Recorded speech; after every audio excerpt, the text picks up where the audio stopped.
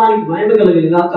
అందుకనే ఎఫెసీయులకు రాసిన పత్రిక 1:13 మీరు చూసుకున్నట్లయితే நீங்கள உங்கள் ரட்சிப்பின் சுவிசேஷமாகிய சத்திய வசனத்தை கேட்டு விசுவாசிகள் ஆனபோது வாக்குத்தத்தம் பண்ணப்பட்ட பரிசுத்த ஆவியால் அவனுக்குள் ముద్రై పోడపట్టిరుగలు. అంటే ఈ పవర్ని, ఈ ప్రేమని, అదే విధంగా మూడవదిగా సెల్ఫ్ కంట్రోల్ అని చెప్తున్నా, డిసిప్లిన్ అని చెప్తుంది కదా, ఈ మూడు రాసేసి ఈ మూడు నీకు నీ బిడ్డలకి ఆపరేట్ అవుతాయని చెప్పి ఆయన సీడ్ వేసి ముద్ర వేసి మీ లోపలికి వచ్చేస్తాడు. అంటే ఇప్పుడు ఒక పత్రం ఉందమ్మా, ఈ స్థలం నాది అనుకోండి, లేకపోతే మీదే అనుకోండి, దాంట్లో ఒకవేళ మీ పేరు వేసి దాంట్లో ముద్ర వేసి గవర్నమెంట్ సీల్ వేస్తే అది ఎవరికి సొంతం?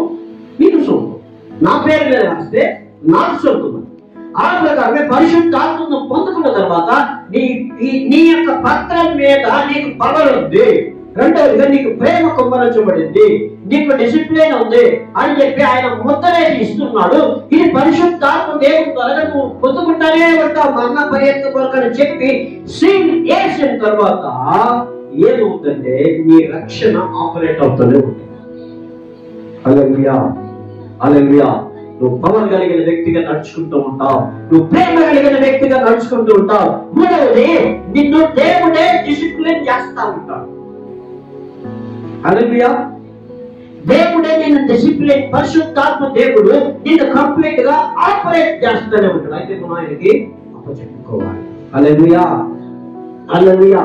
కాబట్టి దేవుడు ఆల్రెడీ నీకు సీలేసి ఈ బిడ్డ నా బిడ్డ అని సీలేసేసాడు. ఆయన సైతాను మనల్ని తాకలేడు. అందుకనే చెప్పాడు, ఒంట్లు మూకలై సేద పడుతూ మాట్లాడు.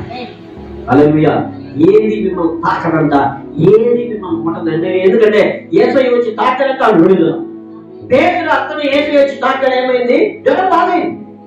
ఏ మందు లేదు, ఏ మాత్రం లేదు, ఏ ఇంజక్షన్ లేదు.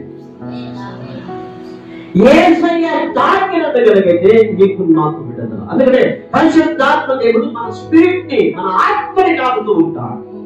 హల్లెలూయా, హల్లెలూయా. మూడవదిగా